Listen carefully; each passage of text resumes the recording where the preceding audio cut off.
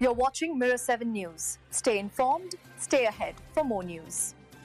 The newly released Epstein files have reignited one of America's most controversial and uncomfortable conversations: the long and tangled relationship between Jeffrey Epstein and former President Donald Trump. These revelations, brought to light through a fresh batch of emails from Epstein's estate, suggest that their ties ran deeper than previously acknowledged, stretching back several decades. So, here's what's come out. In one of the 2011 emails, Epstein told Ghislaine Maxwell that Trump spent hours with one of his victims at his home and that Trump knew about the girls. The White House has completely dismissed these claims, calling them part of the so-called Epstein hoax. But for many observers, these exchanges paint a picture of familiarity, one that's been hard to ignore since the two men first crossed paths in the 1980s. Their relationship reportedly began in Palm Beach, around the time Trump bought Mar-a-Lago in 1985.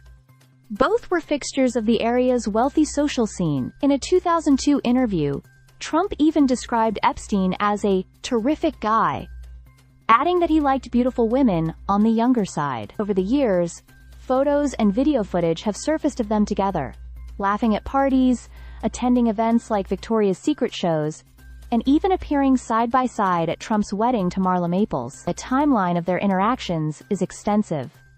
Flight logs show Trump flew on Epstein's private jet several times in the early 1990s.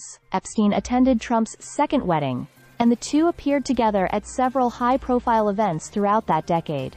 However, things reportedly soured in the early 2000s, after a dispute over a Palm Beach mansion. Epstein's own writings and communications, however, suggest that their contact may have continued in some form afterward. In one message, Epstein described Trump as the dog that hasn't barked, implying that Trump had managed to avoid public scrutiny over their shared past. Trump's name was even found circled in Epstein's infamous Little Black Book, alongside dozens of other well-known figures. When Epstein was arrested in 2019, Trump publicly distanced himself, saying, "I knew him like everybody in Palm Beach knew him.